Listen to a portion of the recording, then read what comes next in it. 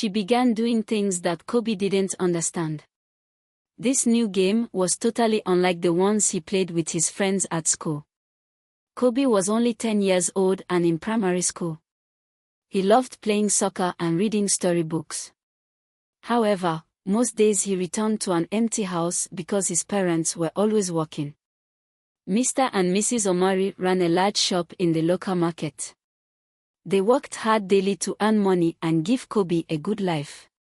The school bus dropped Kobe off at home around 3 o'clock in the afternoon every day, and he would be alone at home until 6 o'clock in the evening when his mother got back from the market.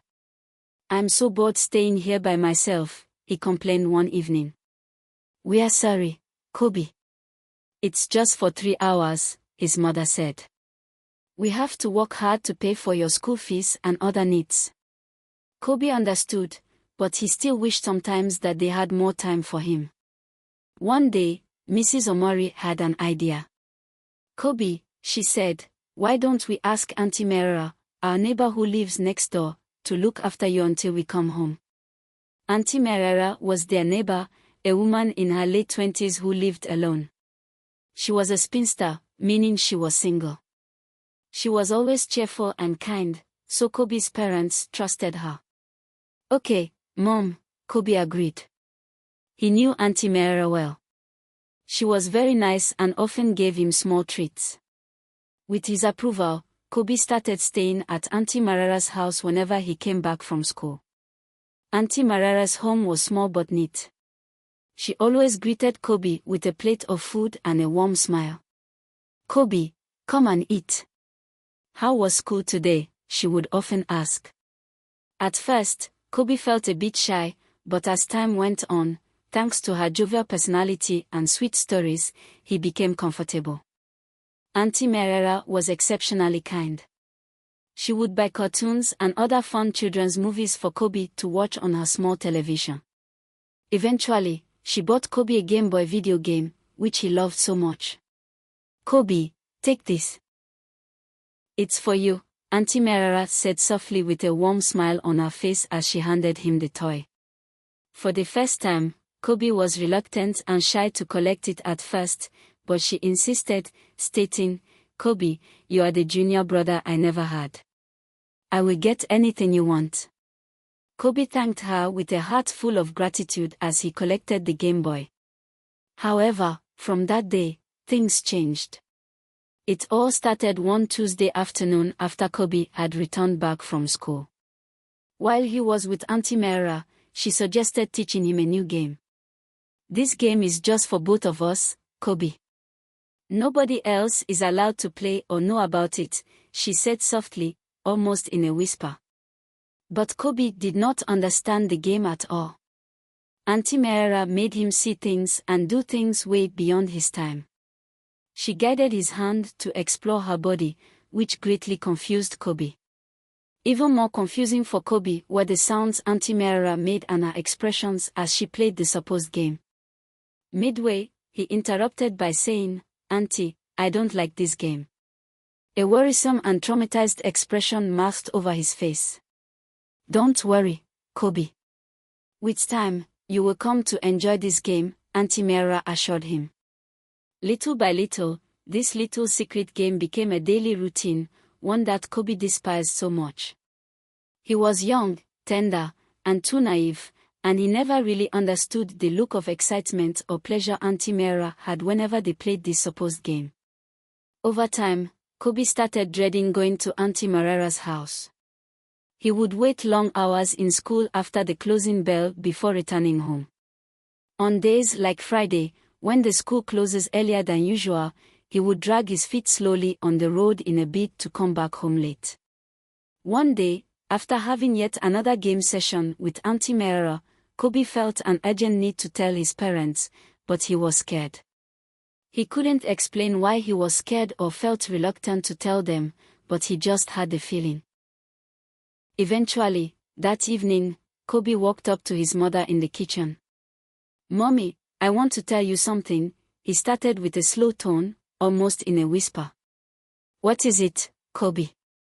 Mrs. Omari asked, impatience plastered all over her reply as she turned her head swiftly from the kitchen sink. "Mommy, it's about Auntie Merera." Before he could continue, Mrs. Omari cut into his speech midway. "Kobe, how many times did I call your name?" she asked with annoyance on her face. "Kobe, your dad and I work hard and tirelessly to give you the best life we can afford. I know we are not always there for you, but Auntie Merera is helping us fill that void for now. Don't worry, you will get to like her, and you both will become friends," Mrs. Omori stated as she patted her son on his head. "But mommy." "No buts, Kobe," Mrs. Omori cut in. "Now return back to your room and do your assignment, and don't talk about this issue again." "Yes, mommy," Kobe replied in sadness as he turned and headed out of the kitchen. That night, as Kobe sat in his room, he cried silently because nobody wanted to listen to him. He didn't understand what Auntie Merera was doing to him, and now even his own parents did not have the time for him. But little did he know that his troubles were only getting started. The very next morning, when Kobe woke up from sleep, he realized that he had urinated on the bed. Kobe was shocked and tense at the same time. He had stopped bedwetting since he was a toddler, and besides, he did not drink excess water the previous night to warrant such. Could this be as a result of the game Auntie Merera plays with me? Kobe thought as he reminisced. Worse still, he could not tell his parents lest his mother would beat him. He was a strict disciplinarian. Anyways, Kobe managed to hide the mattress and change his clothes before anyone else would notice. But this issue of bedwetting persisted and continued for days. His parents were too busy to notice, but Kobe knew that something was wrong. One day, after returning from school, Kobe headed straight to Auntie Merera's house as usual. Auntie Merera was glad to see him and greeted him with a plate of rice and juice. After a while, when Auntie Merera came to play her game of touching with Kobe, he quickly cut in, saying, "Auntie, I don't like your game. It's making me urinate on my bed every day.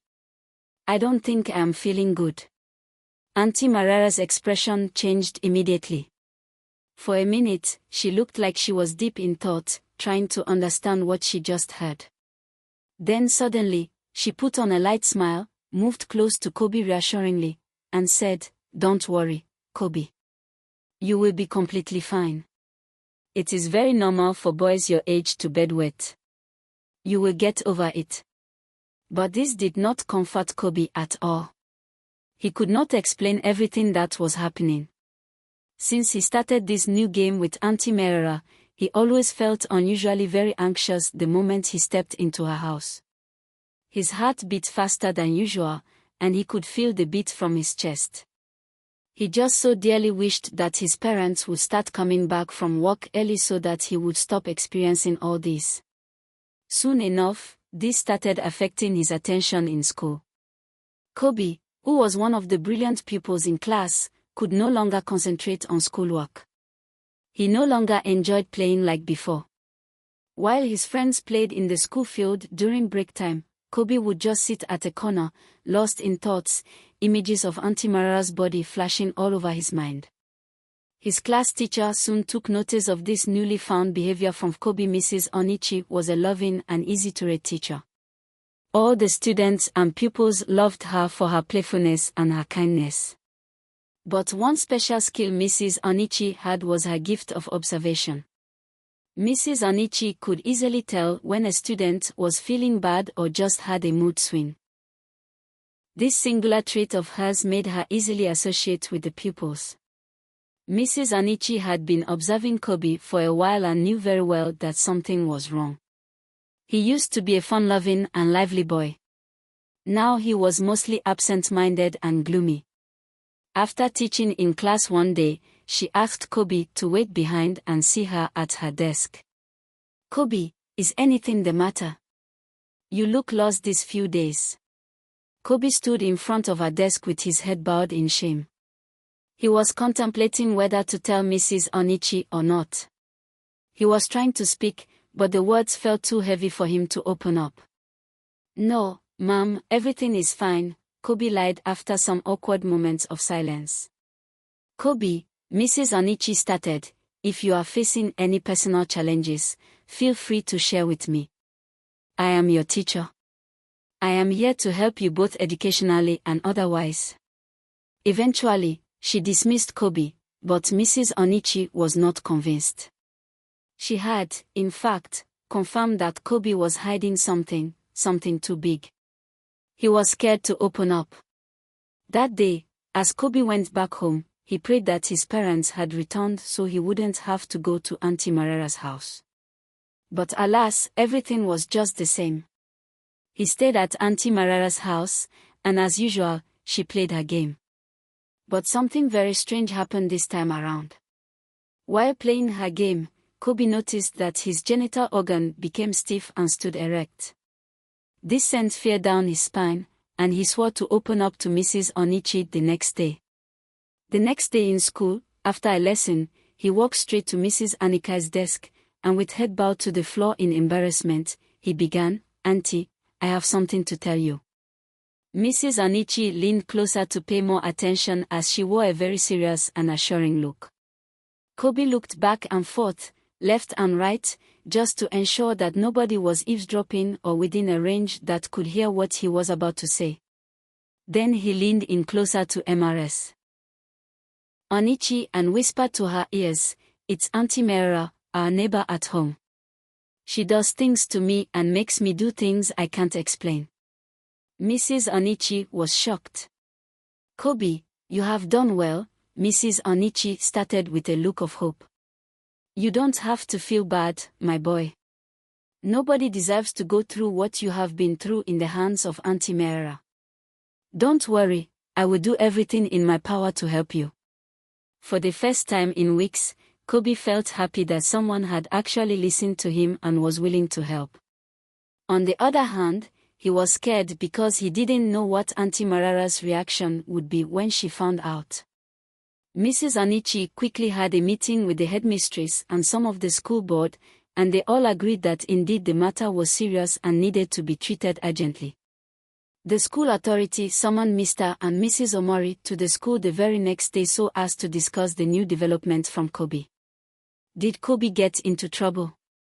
Mrs. Omori asked anxiously as she sat in the headmistress's office, looking very impatient. "No, please have your seat. What we are about to discuss is even far worse," the headmistress stated as she ushered them into her office.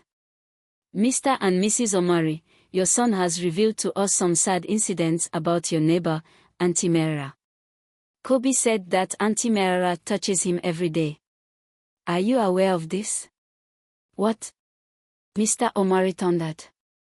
He clenched his fist and stood up almost immediately from his seat. Mrs. Omori was shocked to the bone marrow. Mrs. Onichi, who was also present, narrated the whole ordeal to them just as she had been told by Kobe. After much deliberation and begging, Mr. Omori finally agreed not to take matters into his own hands but to involve the necessary agencies involved in such crimes. That day, as school closed, Mrs. Omori came to the school herself to pick up Kobe and take him back home. "Kobe, I am very sorry for not paying attention to you when you wanted to share your struggles with me. I was carried away with work, failing to pay attention to my own flesh and blood. Don't worry, your dad and I have things sorted out. You will feel confident again," she added as a tear crawled down her face. That evening, Auntie Mera received a heavy knock on her door. When she went to check who it was, she was met by the mean faces of 3 policemen dressed in black and holding guns. They were police officers. Mr. Omori had returned with some police escorts, accompanied by Mrs. Onichi and the school headmistress. "Miss Merera, you are under arrest for child molestation," one of the officers stated. "You must be mistaken. You are in the wrong house," Auntie Merera defended as she stood frozen in both fear, confusion, and shock. "It is best you remain silent, or anything you say or do will be used against you in the court of law," the same policeman with handcuffs interrupted as he arrested Auntie Merera and cuffed her hands. Meanwhile, Kobe was too scared to go outside. He stayed back in his room and watched the entire event unfold from the window in his room. He heaved a huge sigh of relief as he watched Auntie Mera being put in the police van and led out of the compound. From that day henceforth, Kobe's parents started paying more attention to him. They took turns to come pick him from school daily and stay with him at home. At school, Mrs. Onichi kept a close eye on him and assured both him and other students to speak up whenever they were in trouble or needed help from adults. But the bedwetting did not stop yet. The therapist Kobe had been visiting had assured his parents that he would eventually get over it as time went on and he healed from the trauma slowly. Hi guys, thanks for watching this story. Want a massive shout out in our next upload? Kindly comment on a lesson you learned from the story and the country you are watching us from. Big thanks to you all.